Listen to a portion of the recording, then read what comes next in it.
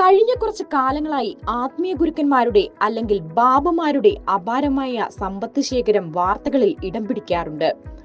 അക്കൂട്ടത്തിൽ അടുത്തിടെ യുപിയിലെ ഭോലെ ബാബയുടെ ആസ്തി വിവരങ്ങൾ പുറത്തു വന്നത് പലരെയും അമ്പരപ്പിച്ചു.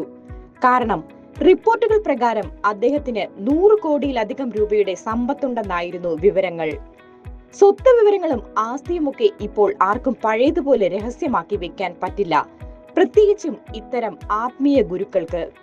അങ്ങനെ ലിസ്റ്റുകൾ എടുത്താൽ സമ്പന്നരായ ആത്മീയ ഗുരുക്കന്മാർ നിരവധിയാണ് ഇന്ത്യയിലുള്ളത്. പതഞ്ജലി യോഗപീഠത്തിന്റെയും ദിവ്യയോഗ് മന്ദിർ ട്രസ്റ്റിന്റെയും തലപ്പത്തുള്ള ബാബ രാംദേവിന്റെ ആസ്തി ഏകദേശം 1600 കോടി രൂപയാണ്.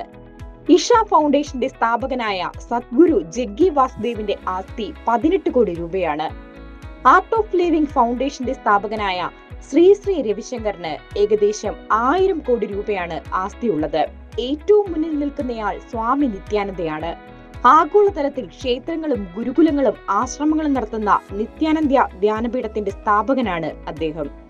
ഏകദേശം 10,000 കോടി രൂപയോളം അദ്ദേഹത്തിന്റെ ആസ്തിയുണ്ടെന്നാണ് റിപ്പോർട്ടുകൾ.